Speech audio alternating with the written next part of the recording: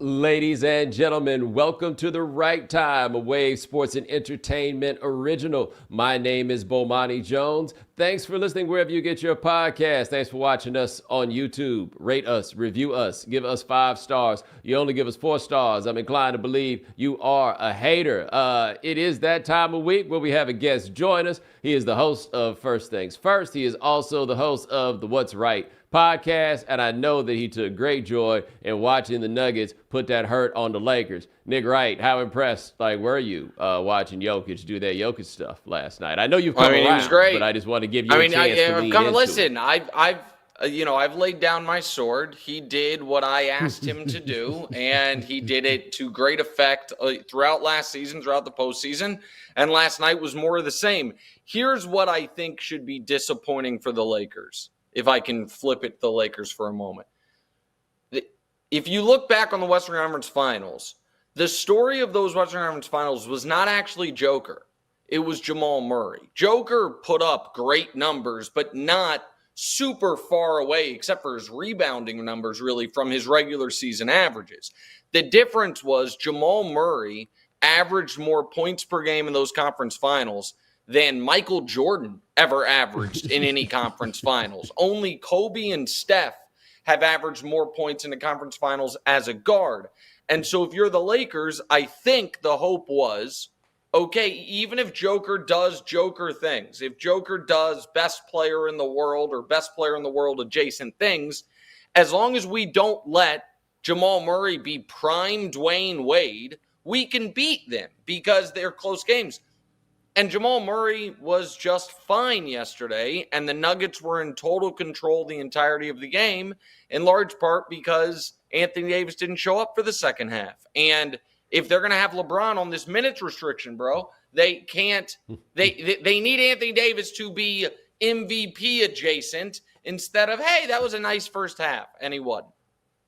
You know, and this is one of those things. I like to take a certain measure of pride in my life at being like a good friend. And you and I are good friends, and I like to be a good friend for a good friend. It's hard truth time, baby. The Nuggets seem to be a different caliber of operation than the Lakers are. I just don't think the Lakers are in the same zone as them as a team.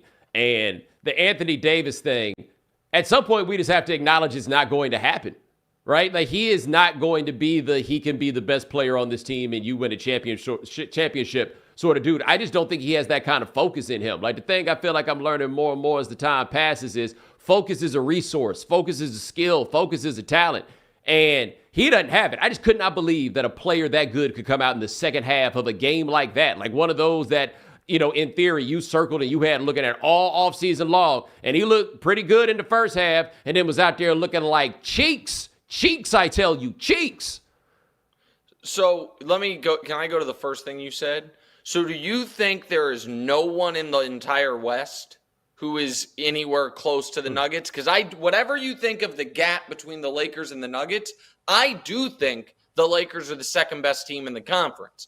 And both things could be true. It could be true the Lakers are the second best team and they, barring some type of, injury to Denver or something, that Denver's just going to cruise through the West. Is that where you're at? Not based off one game, but based off everything? Yeah, I guess that's the part that's going to be interesting to see, right? Because the team that I think in the West has the best chance to take one of those leaps is Oklahoma City, right? Like, if Chet is half of what we thought was possible with him based on what we saw from them last year, I mean, Shai Gilgeous-Alexander is at star, pushing superstar territory as it is, right? Yep. You add a decent player that, and they have some depth, and those guys are super young, so we'll see what happens. They're the team I feel like that's got that chance to, really move up. But I think you're right. That top level of the West, to me, really is Denver and everybody else. Like, are the Lakers the second best team? It all depends on how many games LeBron can play. Because the minute restriction I saw on TV before I got in here, Brian Windhurst was talking about this, and you and I both know this.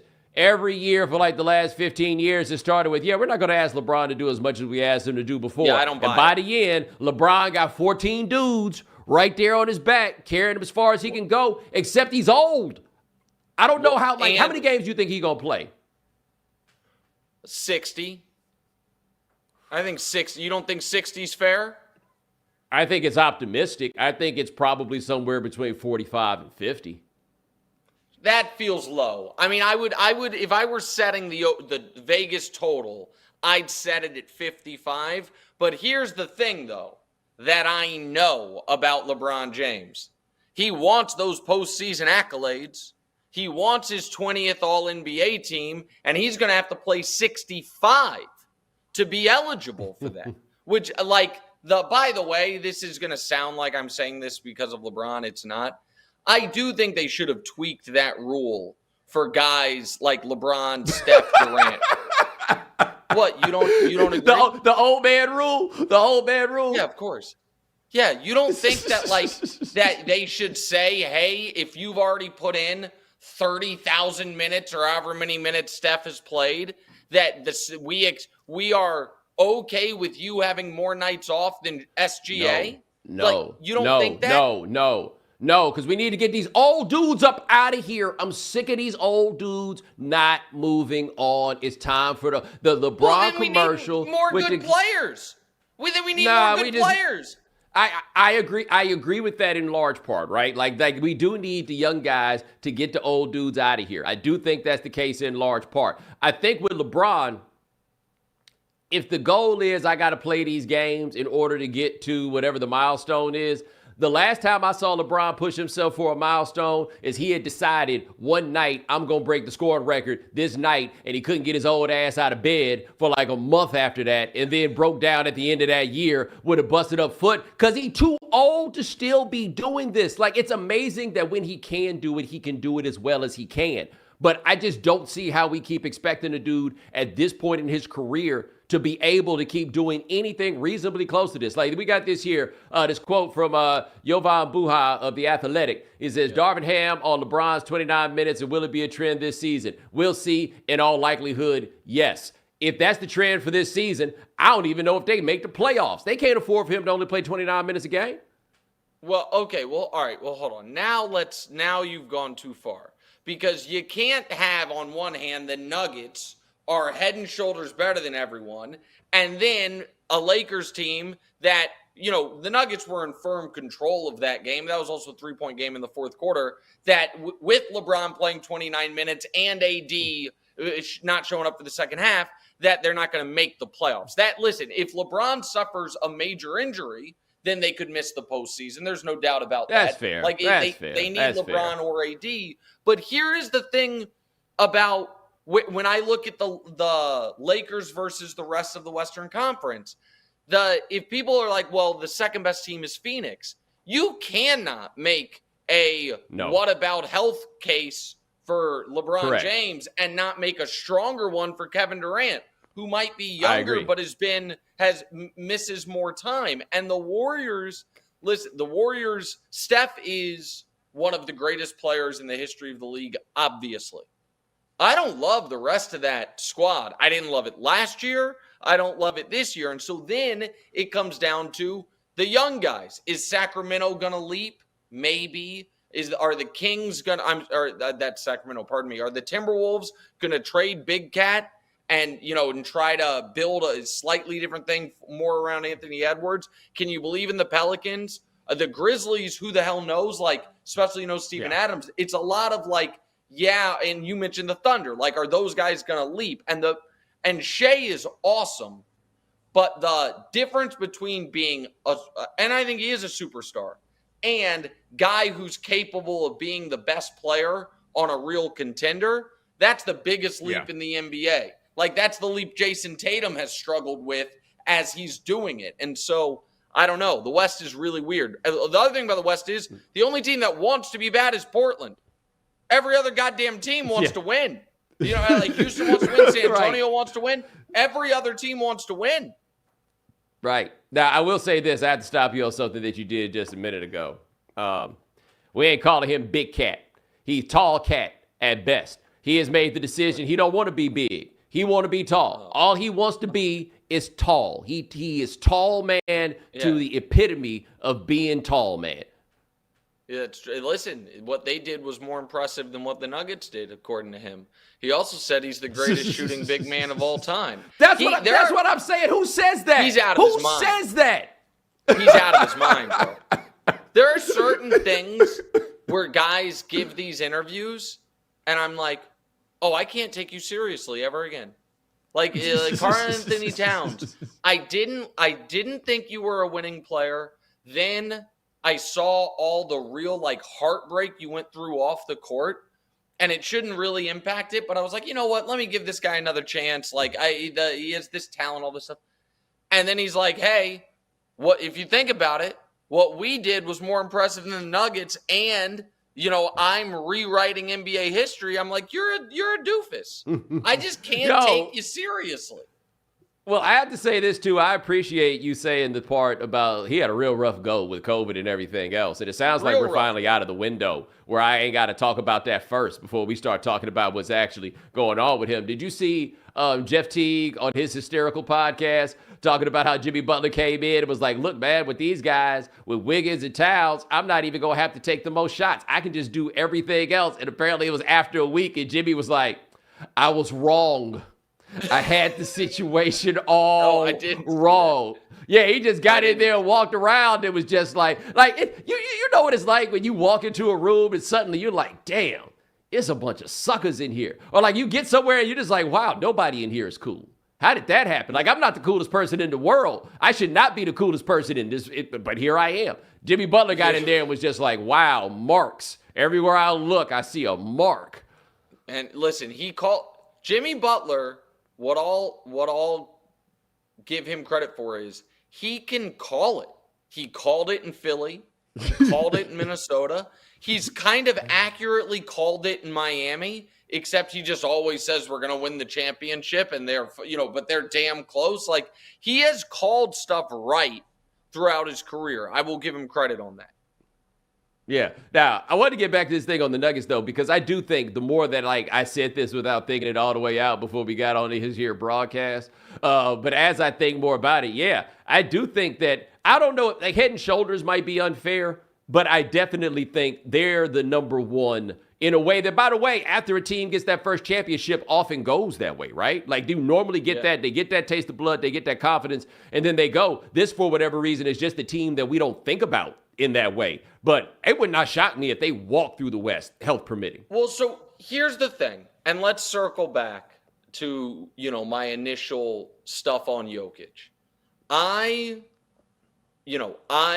was very bothered by the fact that it seemed like, and it felt like we were changing what the agreed upon standards for league MVPs had been for this guy who I thought, and this is the, mea culpa, was going to go down in history as a really good player, but not an all-timer. Now that he has proven it, and I know some folks will say, Nick, he had already proven it to us. You argued with me about this a couple of years ago. Like, I was just wrong on that. And I don't say that very often, mostly because I'm so rarely wrong. But he is an all-timer. And if he's an all-timer, this is the beginning, which is what makes it so interesting, because I do think we're in the midst of two guys who are supposed to kind of end up right around the same spot in the pantheon, but there's only room for one of them, and it's Giannis and Jokic. They both got 2 MVPs. They both got a championship. They both have an unbelievable finals performance. And then Giannis has a couple underwhelming postseason performances after. Jokic had a couple, even if he wasn't underwhelming, a first-round exit and other stuff before. And now it's like, hey, one of you guys might elbow your way in front of Shaquille O'Neal on the all-time list. Both of you aren't, because there's not enough championships to go around. And so that's what I am so excited for in that regard, is that, I still favor Giannis. I understand folks who favor Jokic, but it is, no one can argue, in my opinion, it is clear-cut in either direction, and they're both fighting for the same real estate. They're fighting for the player of the post-LeBron era, and that real estate is available, but neither one of them really has officially asserted themselves as that guy. And I know you probably look at it as the player of the pre-Wemby era, which might be starting tonight. I don't know. Yes, I was about to say, all I'm hearing you saying that is we're losing the country, bro. Right? Like we're losing the country, bro. And tonight, I just want to get on this real quick because I know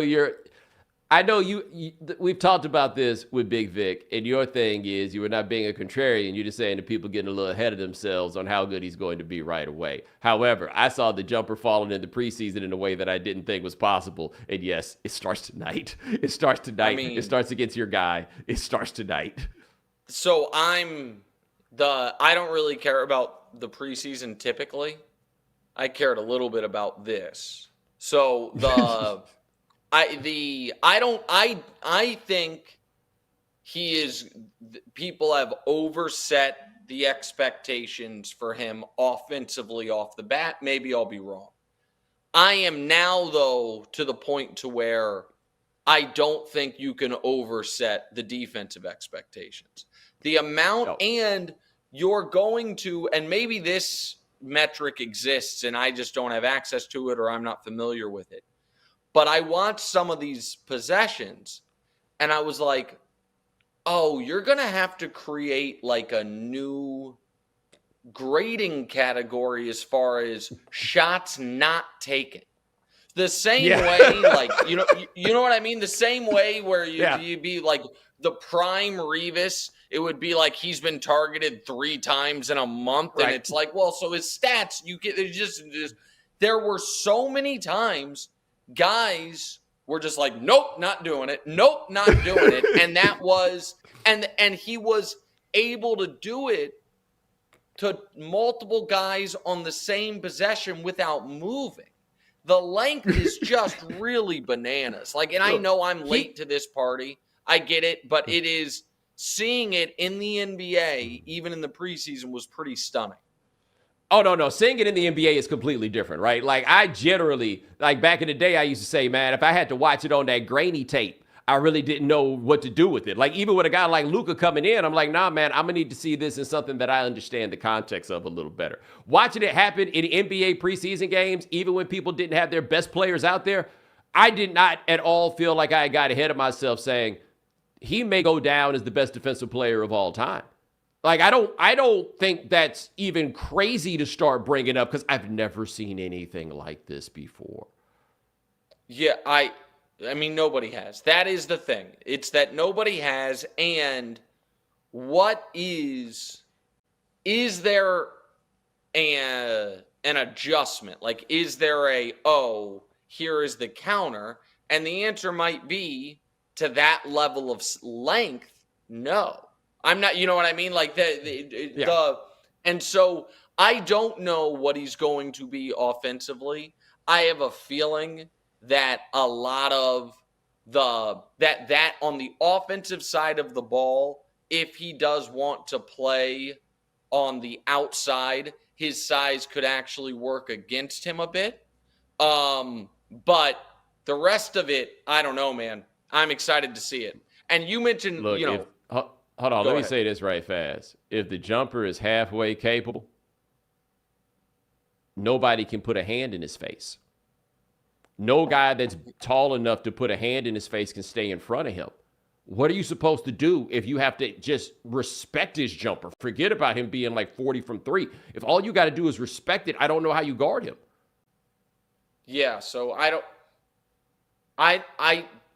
don't know other than muscle up against him, but how effective is that? Like, that's the thing. Like, I don't know. And so I know this isn't the most, like, compelling content right here, but it is a level of just the brave unknown for someone this size that can move. Because we have had guys his height, but we have never had guys his height that seemed comfortable moving the way he is. We've never had anybody 7 feet flat as comfortable moving. He is more fluid than Kevin Durant. Oh, I would. Okay, and Kevin Durant. But Kevin Durant was fluid in a way that was shocking to us. But you've never seen Kevin Durant hit people with low crosses and stuff in the way that you've seen from this guy. Well, and also the difference between his size and He is taller than Durant is than LeBron. Like I said that awkwardly, but you know what I mean? Like if LeBron's 6'8" and Durant's 7 feet and this dude's 7'5", like it is there. I'll put it a different way. He is as much taller than Durant as LeBron is than Steph. That's crazy. That's crazy. Go ahead. Yeah, no, I'm just giving you all the opportunity you need to get in a little earlier this time, right? You could be a little strident in your beliefs, and I'm just telling you, I'm not. I'm kind of the same. I'm just trying to. And it's the good friend with the hard truth again. Like we just you could go ahead and get in a little earlier on this one. That's fine, but here's the thing. I want the best NBA players to be Dr. J, Michael Jordan, LeBron James. That's what I want. Yes. And the fact that it's one of the reasons maybe I love Giannis is because it's like, oh, he doesn't have a hezzy Jimbo. Don't care. The guy can run and jump and fly. And if I'm not prepared for an era of, Jokic to Wemby as I just want to, I'll wait and see. I'll probably be a little late. The one guy said earlier that I will be last to the party on his Chet. You better hurry up. Get there too. Get there too. But look. I'm going to get to something else that we talked about on the What's Right podcast a couple months ago, which is the battle Harden versus Morey up there in Philadelphia. And I loved all these reports. They were like, it's unclear if James Harden will play on opening night. I was like, it looked pretty goddamn clear to me. He ain't playing, but he showed up. And it still sounds like he's not playing. We got tweets from Woj and Shams or Woj or Shams somewhere here. Yes, I know that they said that Shams said essentially – he showed up, bags packed, ready to go, and Philly shockingly sent him home. I wonder who told him that. Exactly. I wonder who told him that. James Harden returned on Tuesday night with his bags packed to rejoin the team on Thursday, and the Sixers are like, nah, stay. Which is what they should do, right? Yes. You can't let him play. Yes. No, I feel like everybody's doing their part in this moment. James Harden showing up so he won't get fined, but the Sixers can't have him around. Can you imagine how nervous you would be at every turn on what in the world James Harden's about to do next if he was on the team? Of course. No, you can't have him around. But I also don't know if Harden has Now, it should be noted, listen, Harden's agent, Harden is his only client. They're like, I don't think he's getting good advice here. And I think he's obviously handled this poorly. I don't know if it's fully landed with James Harden that the reason he's not a Clipper right now is because they wouldn't give up Terrence Mann. Terrence Mann is 27 years old, averaging 8 points a game. He's 27. He's not like a young, what he's going to turn into. This was done for a first-round pick, a pick swap, and Terrence Mann. And the Clippers, who are all in on this season, were like, not worth it. That's where James Harden's current market value is. And so he can blame Daryl, and he can, light the building on fire, and he can... the whole idea behind mutually assured destruction is no one will press the button because we both blow up. He can be like, nope, not me. Let's blow it both up. But I hope he recognizes that he is somehow more of a long-term risk than Kyrie. Nobody will give him the contract Kyrie just got. Nobody. No. What I think is interesting is that he's actually a bit more of what I would term a short-term risk than a long-term risk. And this is what I mean by that, right? Okay. Kyrie, as actual basketball player, is as good as he has ever been. I think that all the madness that has surrounded him has obscured the fact that the guy he was in Cleveland, which honestly is the last time we really got consistent eyeballs on him as a basketball player, he's so much better now than he was then, right? He's not simply a dude that you got that works perfectly as the other guy next to LeBron James because LeBron can do all the distributing and everything else, right? Like Kyrie has really become, he has now become a true Hall of Fame caliber basketball player. Like when he gets in, I'm not going to make any argument about it whatsoever. He's gotten to that place. He's really good. The problem with James Harden is this, and this is in spite of the fact that he put them on his back for a couple of those games against the Celtics. James Harden, you have to ask yourself the most damning question you can ask about any human being in life at any point. Is this guy a loser? Like, can you think about how offended you would be if somebody called you a loser? Or like what it takes for somebody to look at somebody and be like, yo, that dude's a loser. Like my brother had a friend who he used to bring around the house, and my dad, the only time, and me and my brother both brought through a motley crew of humanity into our parents' house. It's the only time my dad looked at a guy and told my brother, hey, that boy is a loser. And you know what that dude wound up doing later on down the line? Smoking rocks. Like, like when it gets to a point where we got to be like, oh man, you might be a loser. Like the only reason I don't call James Harden a loser is that if I called him a loser and he wanted to fight me, I could not blame him for wanting to fight me because nothing's more insulting than calling somebody a loser. But when you look at the ways that he has lost for over a decade, starting with the 2012 finals, all the way to the end. Like, can you win with James Harden? Does he automatically make it impossible for you to win? Because it's not just that he doesn't play well in those games, it's that he self-destructs. It self-destructs, gets afraid, and then quits and blames other people. It is just a total tapestry of the worst attributes you could assign to a pro athlete. No accountability, quits, it burns things down on their way out, and by the way, is afraid of the moment and plays his best in the smallest times and his worst in the biggest times. And it's all of it. Any one of those traits is a significant ding on an all-timer. And this is why he's so fascinating. He has more first-team All-NBAs than Steph and Dame put together. He has more top 5 MVP finishes than Steph, Dame, and Russ put together. His regular season resume is multiple scoring titles, multiple assist titles. And yet, you're going to look back on his career, and this is going to be when we're old and like arguing sports with people, young people, and someone's like, wait, you think Jimmy Butler was better than James Harden? Let me show you, and I'm going to be like, you had to fucking be there, man. I'm telling you right now, like, you got to trust me. Like this really, I don't know what the comp for that is from 50 years ago, but no, it's like trying to convince somebody that Isaiah Thomas was better than Chris Paul if all they got is the numbers. Yes, like you had to be there, guys. You had to be there. That's correct. And how do you think this ends? Man, in the short term. I don't know, because he's not good.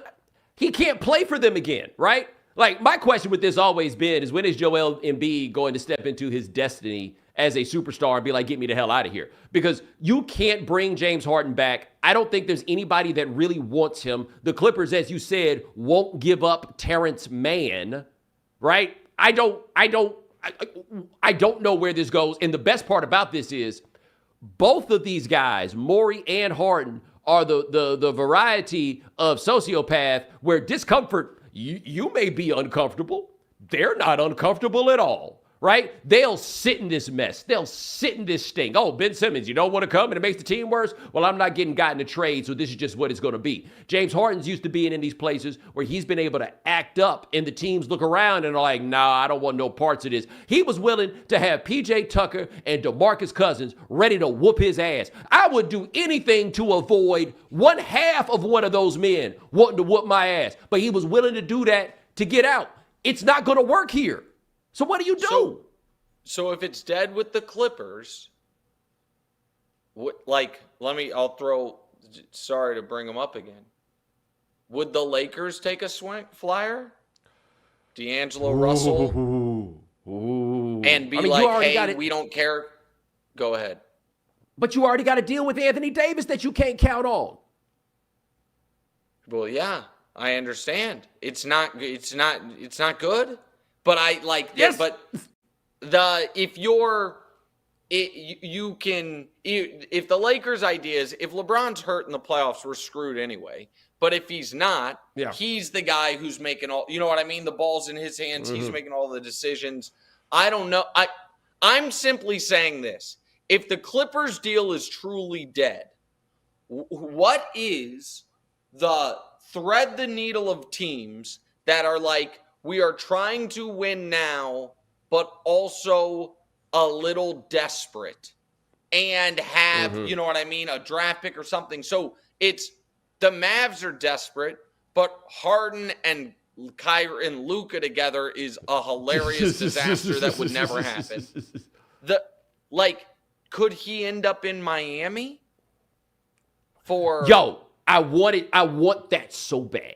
I'm going to just say this right quick because we got to sell stuff. I want him in Miami so bad because on one level, Pat Riley would have best shape of his life, James Harden, like legitimately best shape of his life, James Harden, all of this stuff. There's all kinds of good things that he could do for that team. On the other hand, it be calling me and it be Miami. James Harden in Miami. Like, whoo. Like, he going to have to sweat it out every practice. They're going to sweat every drop of it out of him at every practice. But James Harden cannot resist that. He can't.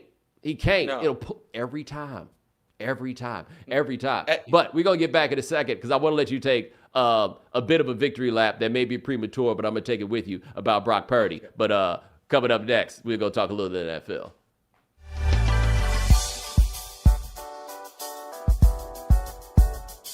The NBA season is officially back, and just like y'all, I can't wait for this season to start. I know we're all excited to see how Damian Lillard will fit with the Bucks, if Victor Wembanyama is the real deal, and if the Suns super lineup will actually work. But you don't have to wait to get some basketball action in your life when you have NBA 2K Mobile. Season 6 of NBA 2K Mobile is here and better than ever. I love NBA 2K Mobile mainly because I can take it with me wherever I go. I can easily build my ideal dream team or customize my own My Player all through the convenience of my phone. Plus, you can play with your friends by joining Crew Mode, where you can dominate the hardwood together as a team. It's the best mobile game for real basketball fans, and Season 6 is the best version to date. So download NBA 2K Mobile free at the App Store or Google Play, and use my promo code Bomani Jones to receive a Shaquille O'Neal Pearl Tier card.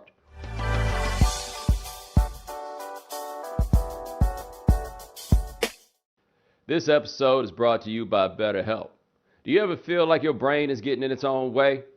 It happens to me too. Whether it's a late night NBA game keeping me up or some chaotic Pac-12 after dark matchup that'll have me up till 2 a.m. You know you shouldn't be watching because it's not good for you, but you just can't get to sleep. One helpful solution can be therapy, which helps you figure out what's holding you back so you can work for yourself instead of against yourself. Therapy can help you learn positive coping skills and how to set boundaries within your life. It can empower you to be the best version of yourself, and it isn't just for people who have experienced major trauma. If you're thinking of starting therapy, give BetterHelp a try.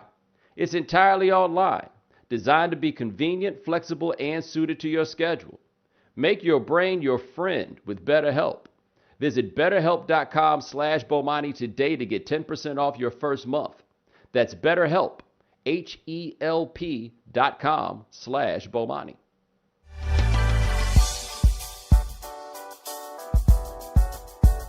All right, welcome. Welcome back to the Right Time on here with my man Nick Wright. And I just want to say this right fast to the people in the YouTube chat. I did not call James Harden a loser. I saw that team where they put that "is James Harden a loser" on the screen. I ain't even tell him I was thinking that before the show because I knew, that's about to be on the internet right now. I am not calling James Harden a loser. I am not saying he is not a loser, but I just wanted to be very clear. I did not say James Harden is a loser. The screen, they put Harden to the Lakers question mark on there. That also is going to get damn aggregated. I'm just saying teams that think they can win that might be like, screw it, we'll take a flyer, but I don't know. Yeah, like I recognize it's a thin line with that James Harden thing. I'm just saying, in somebody's front office, somebody's like, I don't know, guys, he might be a loser. But people who don't seem to be losers as of now, the San Francisco 49ers, though they've lost 2 games in a row. Now, you and I have been in a similar place on Brock Purdy, which is why so fast? Why is everybody in such a hurry to turn this dude into Joe Montana? I don't understand this. Like, Bill Walsh didn't even believe Joe Montana was Joe Montana for the longest. That's why they went and got Steve Young. Now they've had a couple of games where they've lost him. In that game against Minnesota, I felt like he was good until he wasn't good. But is it that hard just to acknowledge he's cool? Like, for now, he appears to be cool. So here's the thing. Here's what is so frustrating to me. We got the full-fledged, perfect, scientific Jimmy Garoppolo experiment in the form of Brock Purdy. And instead of the folks who had been caping for Jimmy G for 4 years being like, oh shit, I was wrong, they just immediately transitioned to, this guy's even better. And it's like, you've got to be kidding me. And there was an article written, I think, in The Athletic, and it was like, let's pump our brakes. Yes, Brock Purdy could be Montana or Brady, but he also could just be Dak Prescott. And I saw it and I said, you gotta be kidding me. The idea that we're saying his floor is a slightly worse Matt Schaub, who led the league in passing under Kyle Shanahan. His floor is a slightly better Jimmy Garoppolo, who went to multiple conference championship games under Kyle Shanahan. His floor is getting replaced by Kirk Cousins in 2 months. By the way, here's what I will say about Purdy. If we want to have the realest conversation, and I don't know if you saw me say this on TV yesterday. So I hope you didn't, because I want your immediate reaction. Right now, trade deadline's in 6 days. If San Francisco calls Minnesota and says, Purdy for Kirk, straight up, who says no? Kirk's a free agent at the end of this year and going to leave for nothing. Minnesota has no long-term plan at quarterback. They'd get a good look at Purdy for basically free. And the Niners, I think, would cruise to the Super Bowl with an upgrade at quarterback. I know people are talking about Kirk being on the Niners next year. Why can't he be on the Niners by week 10? Okay. I think the easy answer is because of the money. They would not do that. San Francisco would not. That is the only reason, because we know how Kyle Shanahan feels about Kirk Cousins. But you know what I think would happen if they made that trade? San Francisco would still have the same problem, right? A quarterback whose ceiling will stop you from being able to win this. Kirk, throw it short of the sticks on 4th in the season Cousins, you'd still ultimately have the same problem. But I think that it's a great comparison for this reason. What everybody said about Kirk Cousins when they were at their most optimistic in the 2015, 2016 area is pretty simple. If everything around him is just right, you got a chance with this dude. And that's the thing with Purdy. If everything around him is just right, you got a chance. Yes, but Cousins is better than Purdy. And here's the thing. They could make the money work for this year without question. The question is, would they, then extend him, and how would that work? But the stat that was thrown around yesterday that is overwhelmingly damning to as great as Shanahan is, and this was why, by the way, they took the swing on Trey Lance, even though it didn't work out. Kyle Shanahan in San Francisco is 0-36 in games where he trails in the fourth quarter by 8 or more. Wow. Never once have they had. He is 0-26 on games he trails by 8 or more going into the fourth quarter, and 0-36 if he trails at any point. That's where you need the guy at quarterback. If your weapons and system and scheme have gotten you a lead, you're great. But if you're trailing late and you need a guy to go out there and make some plays, he's never had that person. So that's why they did what they did for Trey, thinking Trey could be that person. He wasn't, obviously. And so now people I think have forgotten how long the NFL season is. Like a month in, we were like, well, it's Niners, Eagles, and then nobody else. And I was like, man, I'm not yet convinced the Niners are winning the division, much less the conference. They'll probably win the division, but the Seahawks are sitting there at 4-2, knowing exactly who they are, with young guys that should only be getting better. And here's the other thing on the Niners. There is a level of, if you're always hurt, I want to look and see, is it bad luck or is there a logical through line? What does everybody say about the Niners? Holy shit, they're so physical. Oh my God, they play so hard. Oh my God, they beat you up. There's a cost to that. And the cost is when you ask your guys to win yards after the catch, to be the hardest hitting team in the league, it's not shocking when you're year in, year out, the most banged up team in the league, because your guys aren't ever doing the Marvin Harrison, go down early, the Reggie Wayne go down early. You're not doing any of that stuff. And so I don't know. I'm not a full-on believer in the Niners at the moment. Look, this is my thing. If you're going to have an quarterback, and I think that Brock Purdy has demonstrated himself to be if nothing else, right? Sure. Like maybe he can get better. There's something to be said for that. But if you're going to have an quarterback, to win a Super Bowl, you kind of need an all-time great defense, right? Like there's a couple of exceptions, like Joe Flacco. That year they won with him, they did not have an all-time great defense. But when Peyton Manning couldn't throw no more, that was an all-time great defense. They won it with Trent Dilfer in Baltimore. All-time great defense was awesome. Was incredible. And he transitioned similar, I would say, to Stafford. It was Stafford, I guess that playoff run wasn't great, but like he's better than all right, but he's not great. Yeah. But I agree with you entirely. If you're going to try to win with a mediocrity at quarterback, you need a defense we remember 20 years later. Yeah, they got to have a name. God, they're unbelievable. Yep. Yeah, they need to have a name. Right. And this defense for San Francisco the last 2 weeks has not really looked like a defense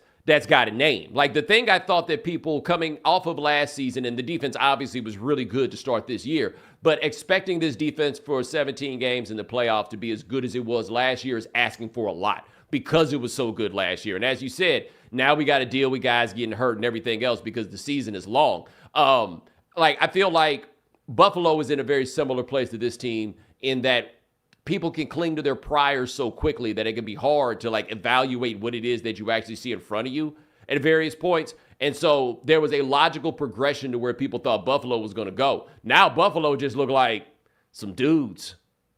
Yeah. I mean, the thing with Buffalo, everybody thinks I'm so down on Josh Allen, and I'm not down on Josh Allen. I just was, the only person who had it right when everyone was giving him MVPs. It's fine. Everybody catches up eventually. The thing with Buffalo is they don't have that much talent. They just don't. On offense, they have two guys.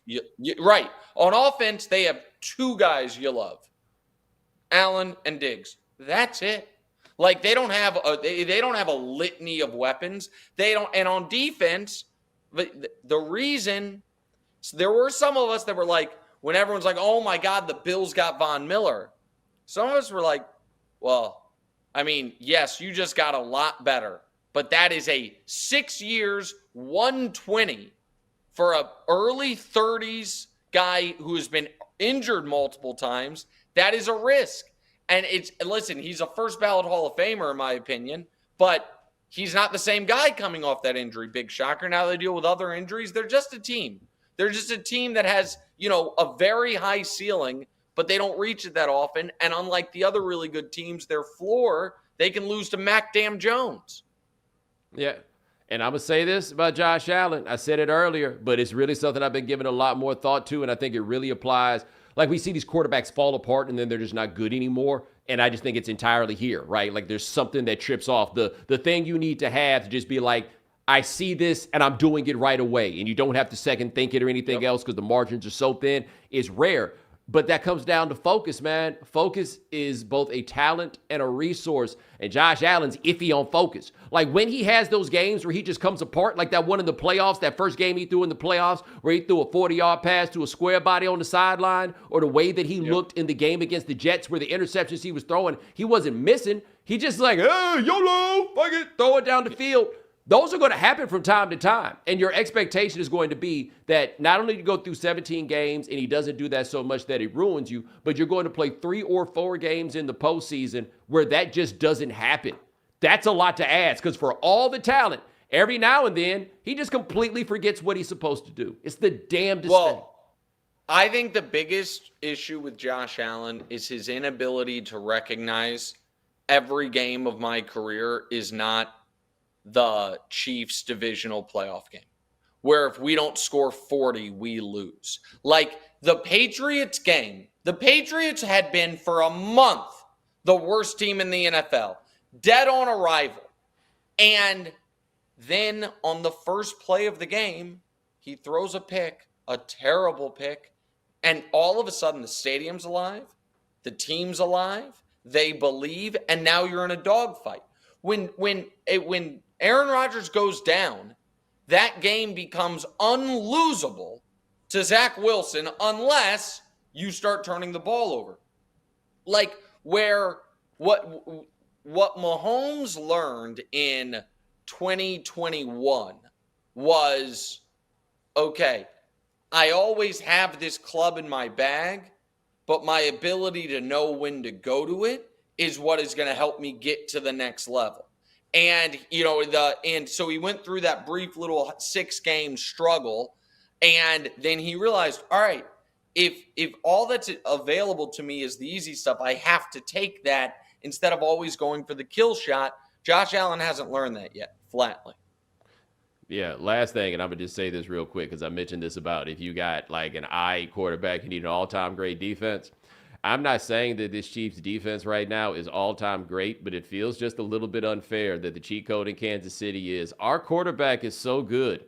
We'll get a few dudes who win a sweepstakes. We'll have them play wide receiver. We'll load up on this defense and everything else, and there's just nothing you're going to be able to do because when it comes down to it, we have Jordan. Or LeBron. I mean, depending on how you look at it. But I said it last year, and people were annoyed by me.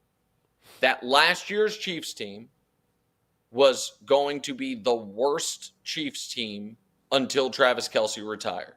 Like that last year's team, when they played more rookies than any team in the league other than Houston and Chicago and Seattle, that if you were going to get them, you needed to get them last year, because now they are only going to be better on now. And I said going into the season, I thought they could have a fringe top 10 or top 5 defense, definitely top 10. They might have the best defense in the entire conference. And with that being the case, one of these wide receivers will figure. Everyone's like, oh, they missed Juju. Man, you'll see Juju the 2 years before he got to Kansas City and the 1 year after. Like, no, Rashee Rice can do that. And Travis Kelce is out there trying to impress his new girlfriend. So he's rejuvenated. So, I got this tattoo saying never a doubt 20-0. And they might damn well go 19-1 with the one loss being week 1 by 1 point. I mean, it's right now. If Kadarius Toney could catch, people are talking in week 1, talking about, wait, is this team going to run the table? I will just briefly say this on the way out. I do appreciate them losing that first game, as it legitimized my Lions. Made me feel a whole lot better about the optimism that I have about what's going on up there. We'll have to come back on another time to talk about the Lions, because, I mean, it's really happening there. I think they're good. Another time for sure. And, Bo, I know you're not a gambler.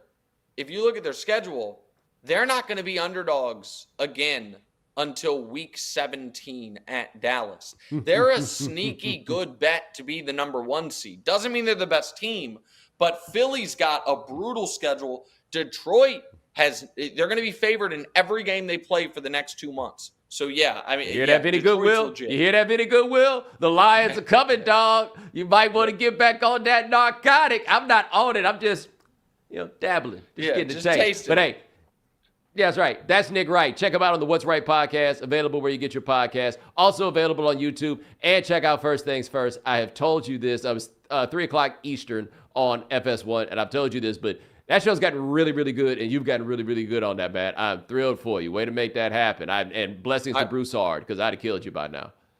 Okay, I appreciate it. I know you would have, and I really appreciate you having me on the new venture with Wave Sports. I love it. Thanks, Bo.